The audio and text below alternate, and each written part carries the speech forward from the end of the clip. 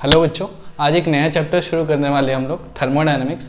Although बच्चों को ये चैप्टर थोड़ा डिफिकल्ट लगता है, पर ये बहुत ही सिंपल चैप्टर है, ठीक है। और इसको पढ़ने के बाद आपके जस्ट इसके बाद वाला चैप्टर जो इक्विलिब्रियम है वो आपके लिए बहुत आसान हो जाता है, ठीक है। तो स्टार्ट करते हैं बिना देर किए हुए। देखिए, हेडिंग तो मैंने डाल दी है थर्मोडायनेमिक्स, आप लोग भी डाल दीजिए। आप इसके साउंड को समझिए। थर्मो मीन्स क्या होता है? हीट होता है। डायनेमिक्स मतलब क्या होता है? डायनेमिक्स मतलब मोशन होता है, राइट। तो जब हीट मूव करेगा उसकी स्टडी करेंगे, ठीक है। अब इस चैप्टर में आप लोग पढ़ते क्या हैं? ये मतलब अगर इसको डिफाइन किया जाए तो कहते हैं कि it is a branch of science, it is a branch of science which deals with different kind of energy, with different kind of energy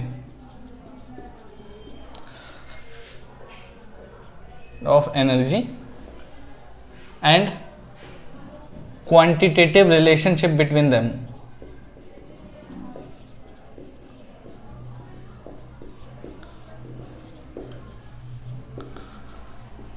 जैसा कि आप लोग जानते हैं कि एनर्जी को एक फॉर्म से दूसरे फॉर्म में कन्वर्ट किया जा सकता है बड़े आसानी से, या एनर्जी को आप मैकेनिकल वर्क डन में भी कन्वर्ट कर सकते हैं। मैकेनिकल एनर्जी से आप इलेक्ट्रिकल एनर्जी या डिफरेंट काइंड की एनर्जी भी प्रोड्यूस कर सकते हैं। कहने का मतलब सिर्फ इतना सा है कि एनर्जी जो है वो इंटर कन्वर्टेबल होता है, एक फॉर्म ऑफ एनर्जी को दूसरे में कन्वर्ट किया जा सकता है बड़ी आसानी से, राइट। तो अपने को यही पढ़ना है इस चैप्टर में कि अलग अलग एनर्जी की डिफरेंट फॉर्म्स क्या है और उन फॉर्म्स को इंटर कन्वर्ट कैसे किया जाता है, ठीक है। तो सही है, आप देखें हमने थर्मोडायनेमिक्स को डिफाइन तो कर लिया।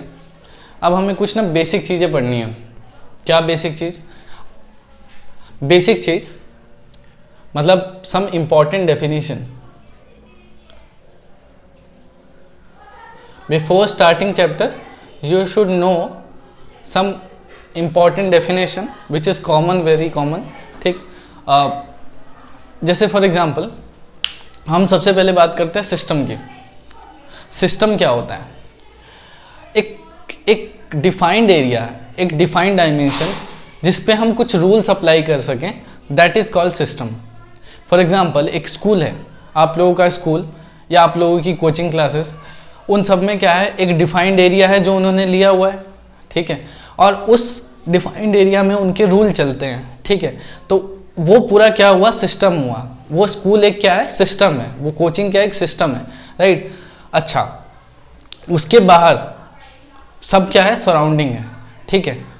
तो अपन क्या बोलते हैं कि सिस्टम, सबसे पहले आप समझिए सिस्टम क्या होता है।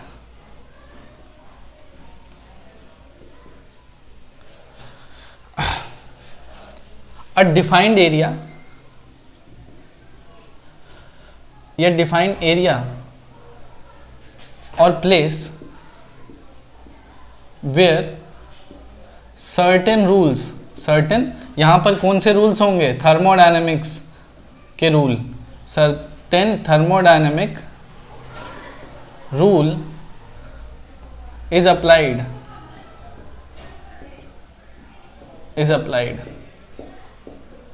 राइट।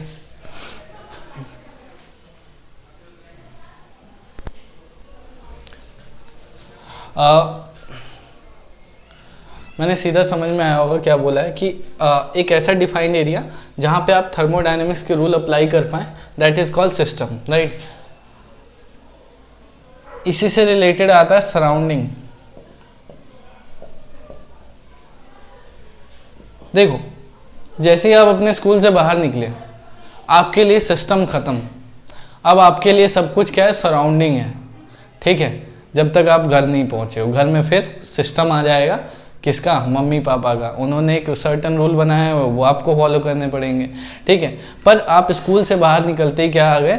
बाहर आ गए। और बाहर को क्या बोलते हैं हम लोग? सराउंडिंग, ठीक। तो सराउंडिंग क्या है? अ रिमेनिंग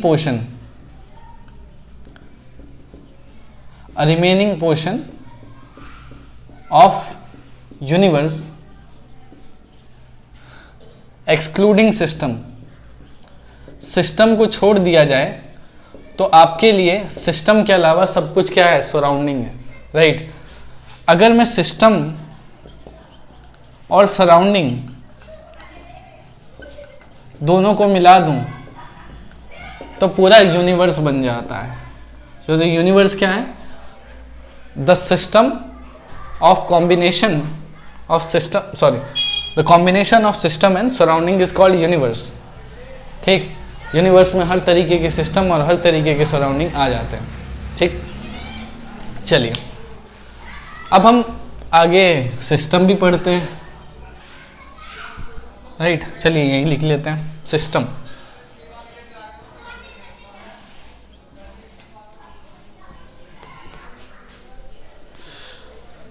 सिस्टम तीन तरीके का, एक ओपन सिस्टम, एक होता है बच्चों क्लोज सिस्टम,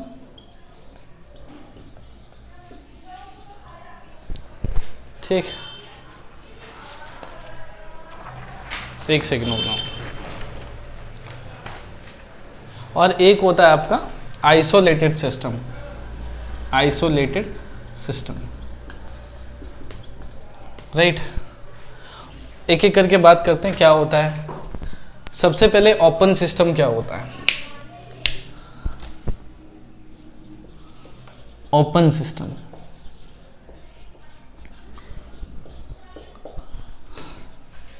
जैसे इसको एक एग्जांपल से समझिए।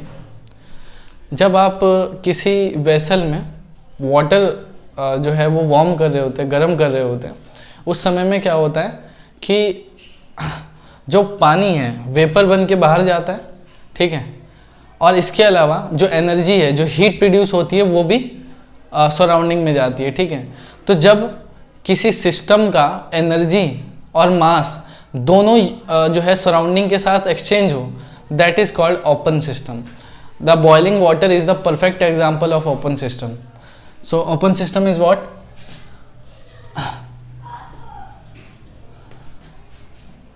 the system in which exchange of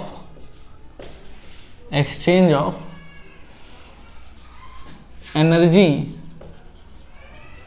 and mass both take place,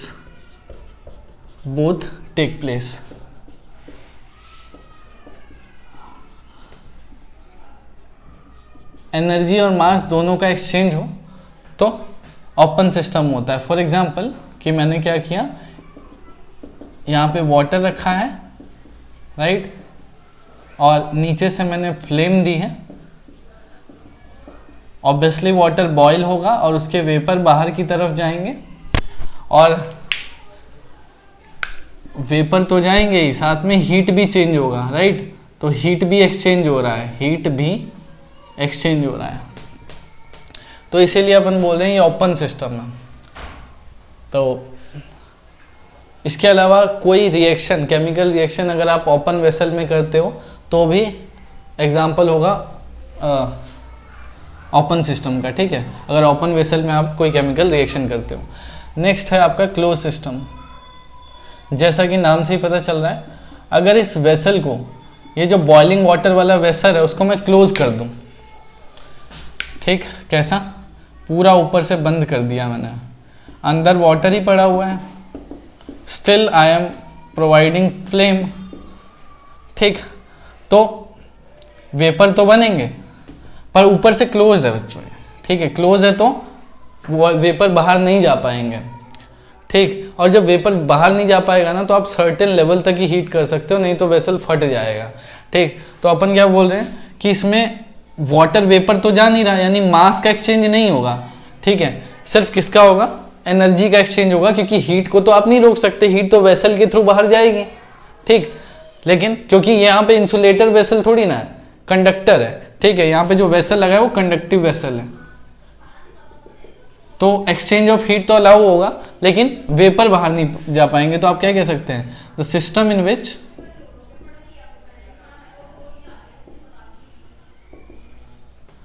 exchange of only energy take place, सिर्फ एनर्जी का एक्सचेंज हो, मास का नहीं, नॉट मास, राइट। नेक्स्ट है बच्चों आइसोलेटेड। अब इसका एग्जांपल आप कह सकते हो boiling water in a close vessel, water in a close vessel.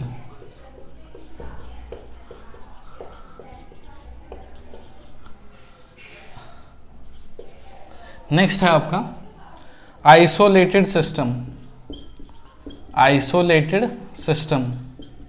Isolate का मतलब समझते हो, अलग कर देना, मतलब ना मास एक्सचेंज हो सके ना एनर्जी एक्सचेंज हो सके। ऐसा कब होगा? जब आपने बॉइलिंग वाटर या वाटर को ऐसे कंटेनर में रख दिया जो इंसुलेटेड है चारों तरफ से। This is what?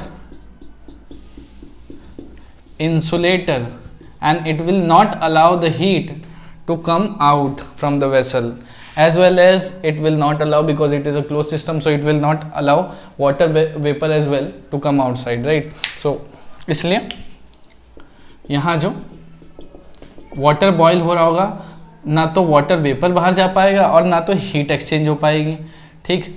यहाँ पे क्या हो रहा था? हीट तो एक्सचेंज हो रही थी लेकिन वेपर नहीं जा पा रहा था, right.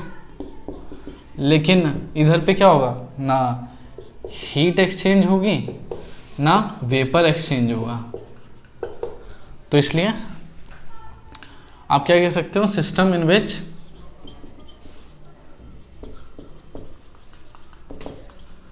neither mass nor energy exchange can take place.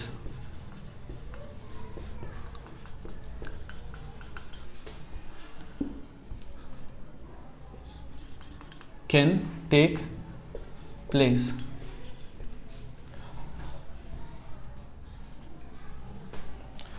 तो ऐसा सिस्टम जिसमें ना मास और ना एनर्जी एक्सचेंज हो, that is called isolated system, ठीक। चलिए बढ़ते हैं आगे, नोट कर लो।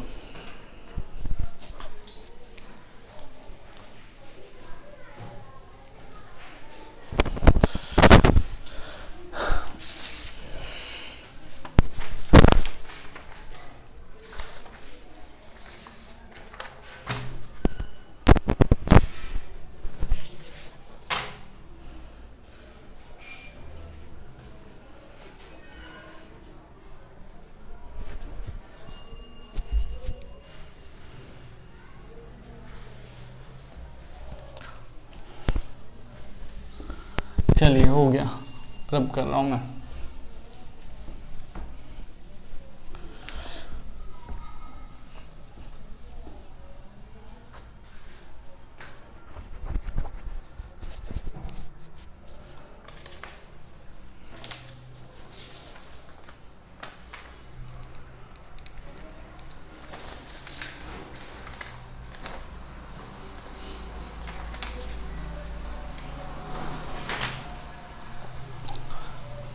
अब देखिए,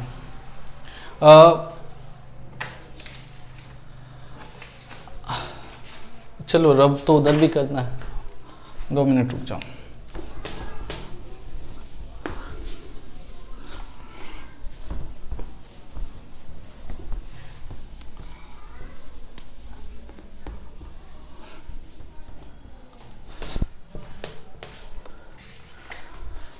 state of a system,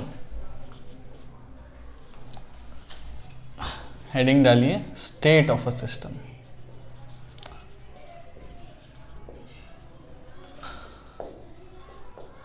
state of a system का मतलब पोजीशन क्या है उस सिस्टम की। जैसे सॉलिड, लिक्विड और गैस स्टेट होते हैं 3, किसी एक मैटर का 3 स्टेट, सॉलिड, लिक्विड और गैस। उसके अलावा 2 और होते हैं, वो उसकी बात नहीं कर रहे हम लोग। तो वो जो स्टेट है वो किन 3 वेरिएबल पे डिपेंड करता है?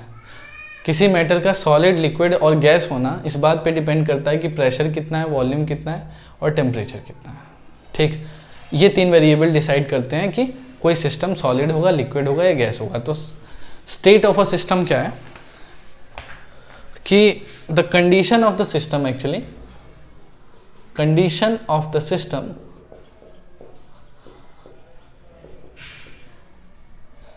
which is described in terms of, अब किसी स्टेट ऑफ अ सिस्टम का मतलब क्या है, कंडीशन किसी सिस्टम की, और किसी सिस्टम की कंडीशन किन टर्म्स में बताई जा सकती है, विच can be described in terms of pressure, volume and temperature, which can be described, क्योंकि जैसे ही आप प्रेशर, वॉल्यूम और टेम्परेचर में से कुछ बदलेंगे, सब्सटेंस अपना स्टेट बदल सकता है, तो which can be described in terms of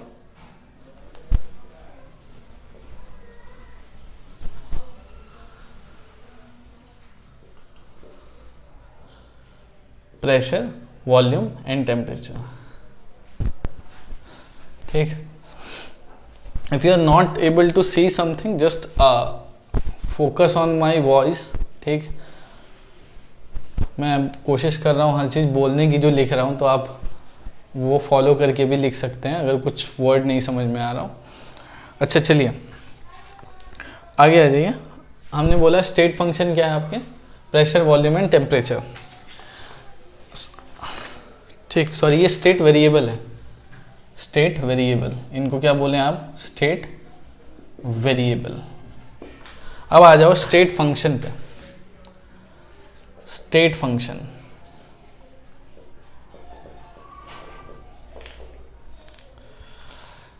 देखो स्टेट फंक्शन क्या होता है, ऐसी फिजिकल क्वांटिटी जो सिर्फ इनिशियल एंड फाइनल पोजीशन पे डिपेंड करती है, जैसे कि पोटेंशियल एनर्जी हो गई, काइनेटिक एनर्जी हो गई, ठीक, वॉल्यूम हो गया। तो आप क्या बोल सकते हैं, अब वॉल्यूम नहीं हो गया, ठीक है, वॉल्यूम तो स्टेट वेरिएबल है, तो physical quantity, physical quantity whose value depends only upon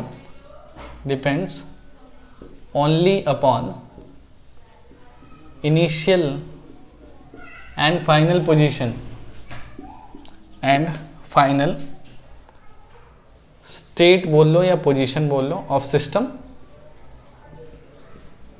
and does not depend upon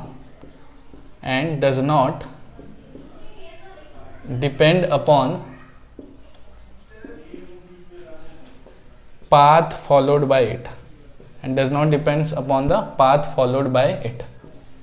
इस बात पे डिपेंड नहीं करता कि क्या पाथ फॉलो किया है, इस बात पे डिपेंड करता है कि इनिशियल एंड फाइनल पोजीशन क्या है सिस्टम की, राइट।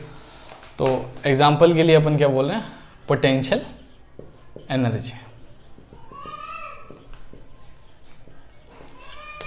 जैसे आप स्टेयर से ऊपर की तरफ जाएंगे, छत की तरफ, तो जब आप गिरेंगे वहाँ से, तो जब आपको चोट लगेगी तो वो इस बात पे डिपेंड करेगी कि आप कितनी हाइट पे थे, इस बात पे डिपेंड नहीं करेगी कि आप स्टेयर से गए थे या आप जो है वो लिफ्ट से गए थे, इट डजेंट मैटर, ठीक। The energy stored in you when you are at upstairs, that will depend upon the level difference between the what surface and your height, right. तो जो आपकी जिस लेवल पे आप हो और जो ज़मीन सतह है उसके बीच का जो भी डिस्टेंस होगा वो डिसाइड करेगी कि आप जब गिरोगे तो कितनी काइनेटिक एनर्जी से गिरोगे। इस बात पे डिपेंड नहीं करता कि आप गए कैसे थे, तो पाथ पे डिपेंड नहीं करता, किस पे डिपेंड करेगा, इनिशियल एंड फाइनल पोजीशन पे। चलो आगे बढ़ते हैं। Thermodynamic processes,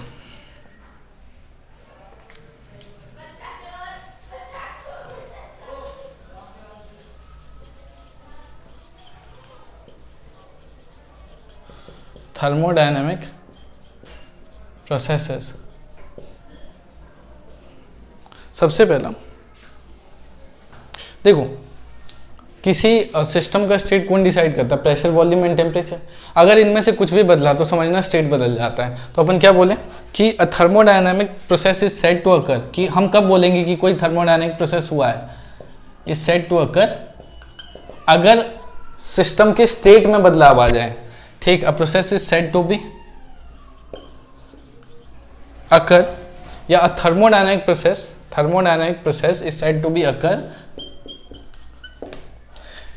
when the system changes from one state to another, when system changes from one state to another, one state to another, right? कहने का मतलब है कि जैसे वेसल है आपका ये, ठीक, यहाँ आपने कुछ वाटर या कुछ भी सब्सटेंस भरा, प्रेशर रखा आपने नॉर्मल 1 atm, राइट, और वॉल्यूम रखा इसका 1 लीटर इसके अंदर, और टेम्परेचर रखा 300 केल्विन।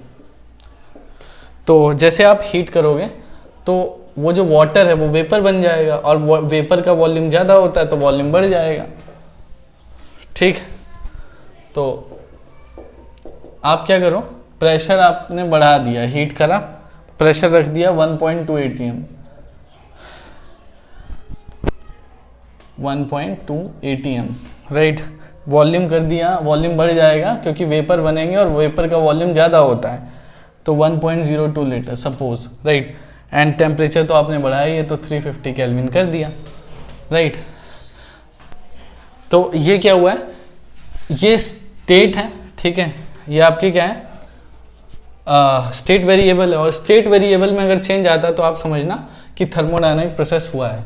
जरूरी नहीं प्रेशर वॉल्यूम टेम्परेचर तीनों ही चेंज हो, किसी एक का चेंज होना भी जो है वो थर्मोडायनामिक प्रोसेस दिखाता है आपको। अच्छा, अब थर्मोडायनामिक प्रोसेस 4 तरीके के होते हैं। Thermodynamic process can be classified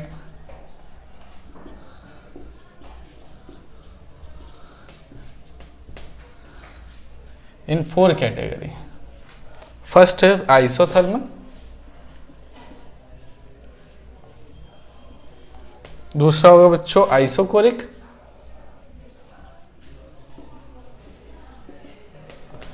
फिर होगा आइसोबेरिक, और फिर आपका होगा एडियाबेटिक, राइट, एडियाबेटिक।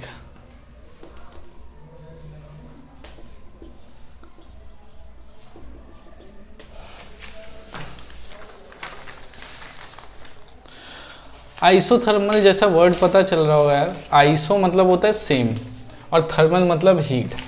अब मैं ये बोलूँगा कि जब कोई थर्मोडायनामिक प्रोसेस हो, थर्मोडायनामिक प्रोसेस आप कर रहे हो, पर उस समय पर टेम्परेचर कांस्टेंट हो जाए, तो thermodynamic process is carried out at a constant temperature. यानी मैं ये बोलूँ कि डेल्टा टी, टी जीरो है, टेम्परेचर कांस्टेंट, मतलब डेल्टा टी क्या होगा, जीरो होगा, राइट। तो a thermodynamic process in which the temperature of the reaction will be constant और delta T is zero, that is called isothermal. हाँ, isochoric, a thermodynamic process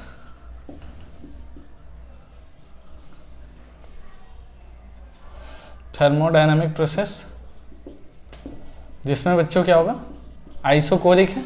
तो isochoric में आप जो है वो वॉल्यूम कांस्टेंट रख देते हैं, वॉल्यूम कांस्टेंट, तो उसका मतलब delta we zero, change in volume zero. Isobaric में आप प्रेशर कांस्टेंट रख देना, तो अगेन प्रेशर इज कांस्टेंट, सो अब thermodynamic process in which pressure is constant, so change in pressure is zero, ठीक। और एडियाबेटिक, एडियाबेटिक जो है वो एक अलग टाइप का ही सिस्टम है कि जब प्रोसेस जो होता है कुछ इस तरीके से होता है कि कोई हीट फ्लो ना हो सिस्टम के अंदर ना सिस्टम के बाहर, ठीक। तो जैसा कि आपने किस में पढ़ा था,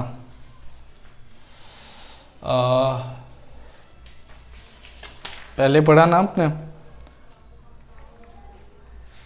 आइसोलेटेड सिस्टम, राइट। तो एडियाबेटिक कुछ आइसोलेटेड सिस्टम जैसा होता है, ठीक है। तो सिस्टम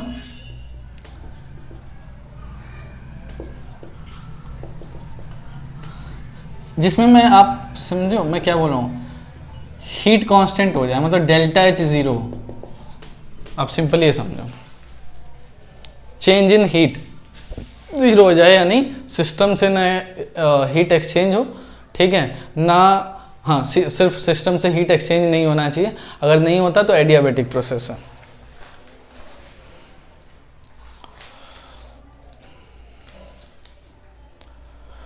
अच्छा, तो अपन ये बोल सकते हैं कि इसमें सिस्टम जो है that is completely insulated from the surrounding in adiabatic, right. सही है, और पक्का ही क्लोज सिस्टम होगा। अब चलिए ये तो लिख लीजिए एक बार।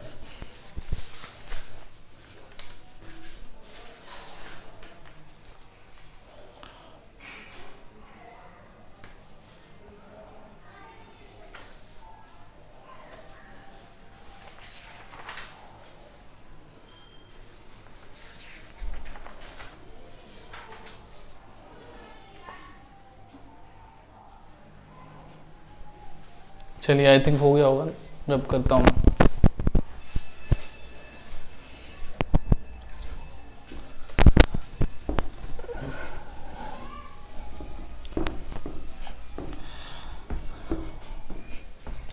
अब डाल लो heading reversible and irreversible processes.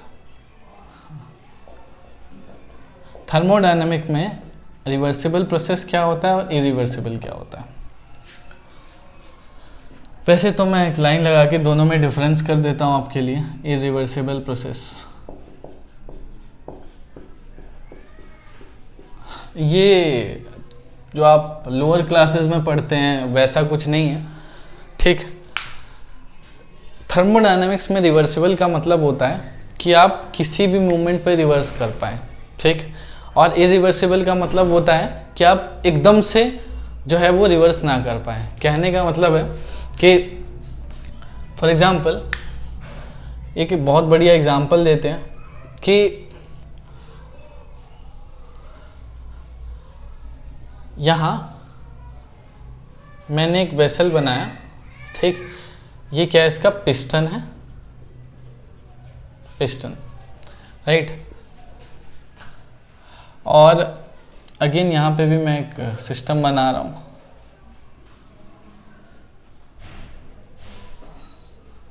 ठीक। यहाँ भी पिस्टन लगा है।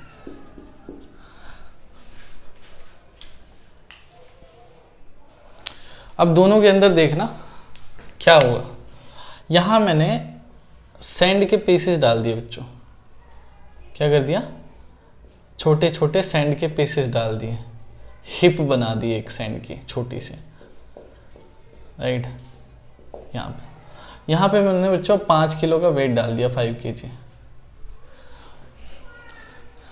अब एक बात बताओ, जैसे मैंने सैंड डाला होगा वो सडन नीचे आ जाएगा, राइट। मैंने 5 kg का ही सैंड डाला है मान लो, तो ये नीचे आएगा, ठीक। नीचे आएगा क्योंकि वेट बढ़ेगा, ठीक है। प्रेशर बढ़ेगा तो वॉल्यूम कम हो जाएगा। अब सिमिलरली यहाँ हो, इसमें भी सडन ऐसे डाउन हो जाएगा, राइट। अब एक बात समझना कि इसमें एक फ़ायदा है, क्या, कि मैं जैसे ही एक जो है पार्टिकल हटाऊंगा थोड़ा सा स्लाइड ऊपर आएगा, एक और पार्टिकल हटाऊंगा थोड़ा सा और स्लाइड ऊपर आएगा, ठीक। जितने पार्टिकल मैं यहाँ से हटाता रहूँगा वो धीरे धीरे करके ऊपर आएगा, और मैं चाहता हूँ कि उसे दोबारा उसी पोजीशन, तो वो पार्टिकल दोबारा डाल दूंगा मैं। दैट इज कॉल्ड रिवर्सिबल, कि मैं किसी भी मोमेंट पे रिवर्स कर सकता हूँ। इसमें क्या होगा, मैंने 5 kg का वेट डाला, ये एकदम से ऊपर आ जाएगा, ठीक। क्योंकि 5 kg में पार्टिकल तो है नहीं, आप उनको अलग नहीं कर सकते। 5 kg दोबारा डालूंगा नीचे आ जाएगा। पर मैं ऐसा नहीं कर सकता कि जब तक वो, मतलब उसको ऊपर आने में समय लगेगा ना, टाइम लगेगा, ठीक है। जबकि इसमें जो भी टाइम लगेगा एक एक पार्टिकल हटाने में या एक एक पार्टिकल डालने में, वो बहुत कम होगा। तो आप ये कह दीजिए कि जो एक फाइनाइट टाइम में होता है, ठीक है, जो भी चेंज एक फाइनाइट टाइम में होता है, ठीक है, जिस चेंज को रिवर्स करने में एक पर्टिकुलर टाइम लगे, जो फील हो time, that is called irreversible. ऐसा तो है नहीं कि इसको रिवर्स नहीं कर सकते, पर इसका रिवर्सन आपको महसूस होगा। क्यों? जैसे आपको पता लगेगा कि भाई नीचे आया ऊपर आया, ठीक। लेकिन इसमें क्या, एक पार्टिकल हटाओगे तो शायद आपको पता भी ना लगे कि कितना ऊपर आया कितना नीचे, राइट। तो रिवर्सिबल जो चेंज होते हैं यहाँ पे ऑब्जर्व नहीं होते। जैसे फूल है, जब फ्लावर, ठीक है, वो पुष्पा वाला फ्लावर नहीं, जो फूल खिलते हैं, ठीक है, तो उसमें क्या होता है, आप कभी पता लगा पाते हो कब खिल गया वो? रात को देखते, सुबह उठ के देखते हो खिल गया फूल, कैसे? क्योंकि वो बहुत स्मॉल चेंज है यार, ठीक है। तो बहुत स्लो चेंज को आप ऑब्जर्व नहीं कर सकते। बस इतना समझिए, थोड़े डिफरेंस लिखता हूँ मैं, कि ऐसा प्रोसेस कि जो बहुत स्लो, इतना स्लो कि आप ऑब्जर्व नहीं कर पा रहे हो, वो रिवर्सिबल होता है। The process is carried out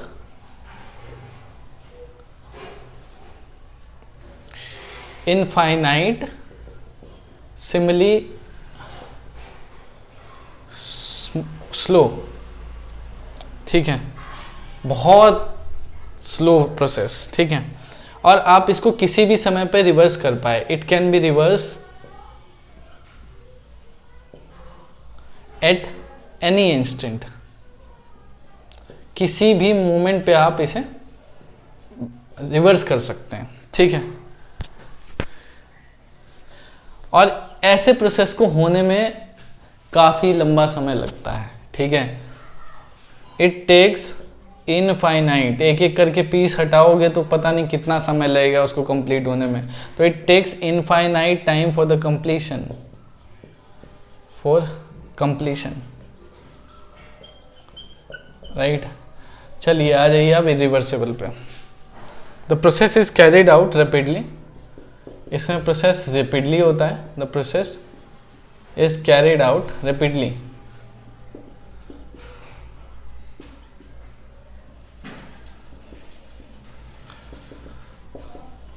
right.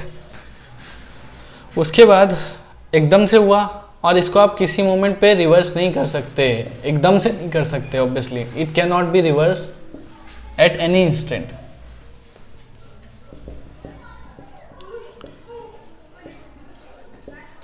ठीक।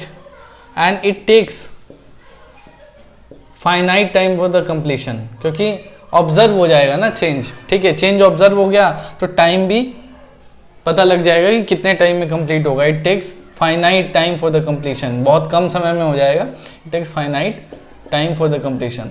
तो जिस प्रोसेस का आपको टाइम पता चल रहा है या आप ऑब्जर्व कर पा रहे हो उसका चेंज, तो that is called irreversible for completion. बहुत एक थिन लाइन है रिवर्सिबल और इरिवर्सिबल के बीच में, ठीक। चलो एक और बहुत बढ़िया एग्जांपल देके समझाऊंगा मैं रिवर्सिबल और रिवर्सिबल को। आप समझो कि जैसे ना, मैंने एक आदमी है, जैसे यहाँ टेरेस पे खड़ा हुआ है, ठीक। कुछ स्टिक ड्राइंग बनाते हैं आपके लिए। इसने ना, दो आदमी है, मान लो एक यहाँ पर भी है, सेम ही खड़ा है यहाँ पे, इसका भाई खड़ा है। लो, दोनों ने ना एक रस्सी रखी हुई है और रस्सी में ना स्टोन बंधा हुआ है। इस बंदे ने ये एक बार में ही फेंक दिया नीचे स्टोन, सारी की सारी रस्सी, उसका एक एंड पकड़ा रस्सी का, थ्रेड का, और बाकी सारा कुछ फेंक दिया नीचे इकट्ठे, ठीक। इस भाई ने क्या करा, सारी रस्सी यहीं रखी रही और धीरे धीरे करके नीचे ले गया, ठीक। धीरे धीरे करके नीचे ले गया, पहले यहाँ, फिर यहाँ, फिर यहाँ। अब एक बात बताओ, किस बंदे के लिए, किस आदमी के लिए इसमें एकदम से रिवर्स करना पॉसिबल होगा? ऑब्वियसली ये, क्यों? क्योंकि इसने क्या करा, धीरे धीरे स्टोन को नीचे डाला, तो जैसे ही उसका मन करा एकदम से ऊपर खींच लेगा। तो वो जो प्रोसेस है वो एकदम से रिवर्सिबल है। Eight any instant it can be reverse immediately. अब ये भाई का क्या, इसने सारा का सारा रस्सी फेंक दिया। अब जब तक वो पूरा एक्सपेंड नहीं हो जाता, मतलब ये पूरा नीचे की तरफ खींच नहीं जाएगा, उसके बीच में आप इसे नहीं खींच सकते। जब तक ये पूरा एक्सपेंड हो जाएगा, उसके अंदर एक टेंशन डेवलप हो जाएगी, उस टेंशन जब डेवलप होने के बाद ही आप उसे खींच सकते हो, उससे पहले आप इसे ऊपर नहीं खींच सकते, ठीक। तो ये प्रोसेस जो है वो आपका क्या है बताओ, इरिवर्सिबल, ठीक। ये प्रोसेस आपका इरिवर्सिबल है। You can not reverse it at any instant, right, reversible, जबकि ये क्या है, रिवर्सिबल है। ठीक है, आई होप समझ में आ गया होगा डिफरेंस रिवर्सिबल और रिवर्सिबल के बीच में।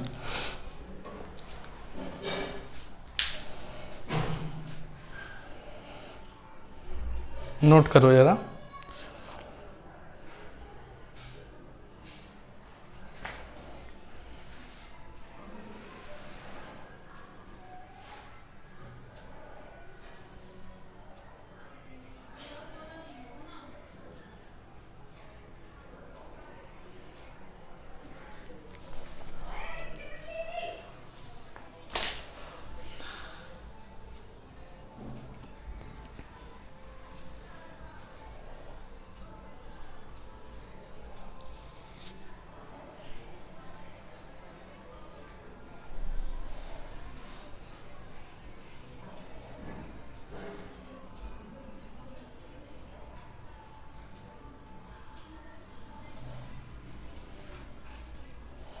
चलिए एक और डेफिनेशन पढ़ लेते हैं हम लोग। नोट कर लिया होगा, मैं रब करता हूँ।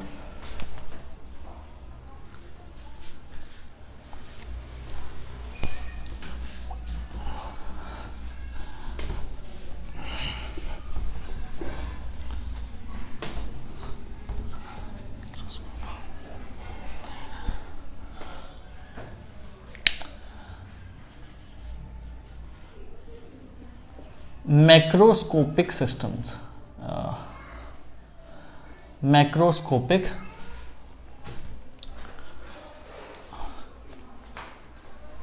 सिस्टम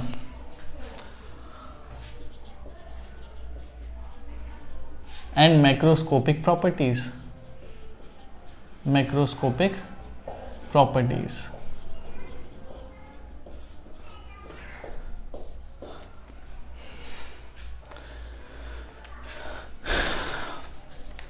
देखो मैक्रोस्कोपिक सिस्टम मतलब जैसे फॉर एग्जांपल हम कोई भी वैसे अपने प्रैक्टिकल लाइफ में चीज़ें देखते हैं तो सारा मैक्रोस्कोपिक सिस्टम है। जैसे कि मैं कोई सब्सटेंस लेता हूँ, किसी सब्सटेंस का मेल्टिंग पॉइंट और बॉइलिंग पॉइंट जज करता हूँ, तो मैं किसी एक एटम या उसकी एक एटम या किसी पार्टिकल का मेल्टिंग पॉइंट बॉइलिंग पॉइंट नहीं बोलता हूँ। मैं क्या बोलता हूँ, एक सब्सटेंस है उसका melting point boiling point. A substance is a very huge set of particles, right.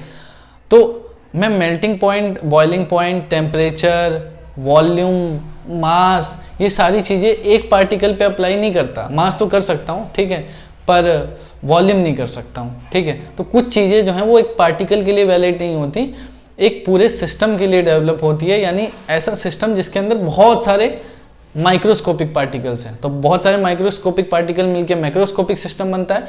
और जो वेरिएबल या जो आप कहते हैं प्रॉपर्टीज़ जो है उसको जज करती है, ठीक है, जैसे प्रेशर हो गया, वॉल्यूम हो गया, टेम्परेचर हो गया, that is called macroscopic properties. तो if a system contains a large number of chemical, if a system contains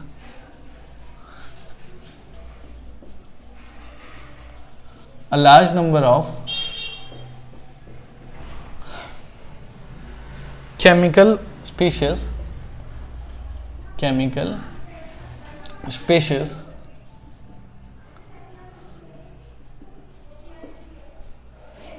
ठीक, like atoms, ions or molecule,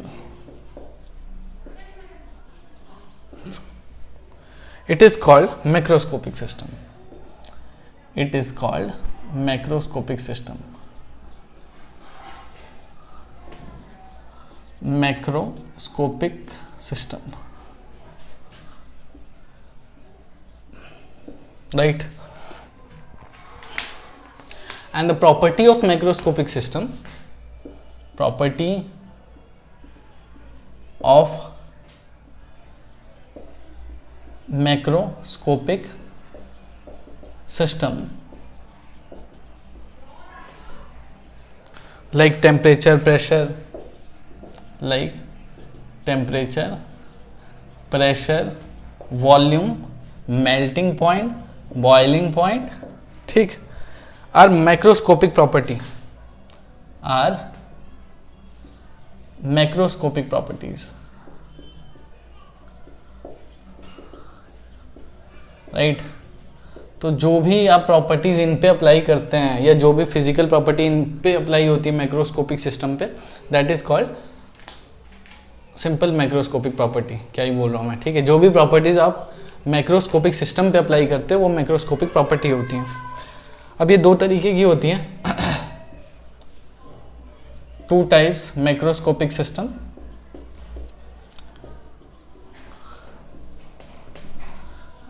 एक होगा बच्चों एक्सटेंसिव,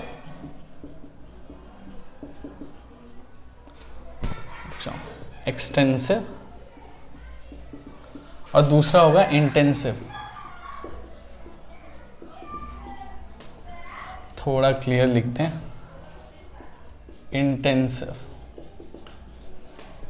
ठीक। एक्सटेंसिव जो होता है वो क्वांटिटी पे डिपेंड करता है, ठीक। The property which depends upon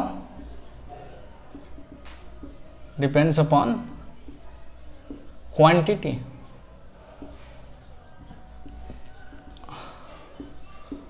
जबकि इसमें क्या होगा, property which depends upon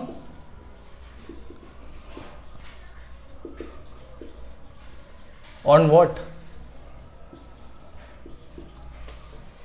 nature, not quantity, right. जैसे फॉर एग्जांपल जब मैं किसी सब्सटेंस को आधा करता हूँ, फॉर एग्जांपल मैं मास और वॉल्यूम की बात कर रहा था। एक्सटेंसिव प्रॉपर्टी कौन सी होती है, मास होती है, वॉल्यूम होती है। जब किसी सब्सटेंस को लेता हूँ मैं, ठीक, और इस पूरे सब्सटेंस का वॉल्यूम मान लो v है और मास मान लो m है, तो जब इसके दो टुकड़े करूँगा मैं तो क्या होगा, इसका वॉल्यूम v/2 हो जाएगा, इसका वॉल्यूम भी v/2, मास भी क्या हो जाएगा m/2, इसका मास भी क्या हो जाएगा m/2, राइट। लेकिन इंटेंसिव प्रॉपर्टी क्या होती है, इसका एग्जांपल होता है डेंसिटी, टेम्परेचर, विस्कोसिटी, ठीक, विस्कोसिटी, ये सारी चीजें। अब देखो ना, मान लो इस ब्लॉक का टेम्परेचर T था, तो क्या मैंने उसको आधा किया तो क्या इसका टेम्परेचर भी आधा हो जाएगा? नहीं, टेम्परेचर तो T ही रहेगा, इसका टेम्परेचर भी T, इसका भी टेम्परेचर। मान लो ये कोई लिक्विड होता तो क्या उसकी विस्कोसिटी बदलती? लिक्विड को आधा कर दो तो भी विस्कोसिटी तो सेम रहेगा, ठीक है। तो ना डेंसिटी में फ़र्क आता है। तो हम यही कहते हैं कि जब आप किसी ब्लॉक को या किसी सब्सटेंस को डिवाइड करते हैं तो जोन सी प्रॉपर्टी उसकी डिवाइड करने से चेंज हो जाए, that is called extensive property, और जो चेंज ना हो वो इंटेंसिव प्रॉपर्टी है। आई होप आप लोगों को समझ में आ गया होगा। तो ये कुछ बेसिक डेफिनेशंस थे, इसको आगे कंटिन्यू करेंगे। तो आज के लेक्चर में इतना ही। Thank you so much, bye bye.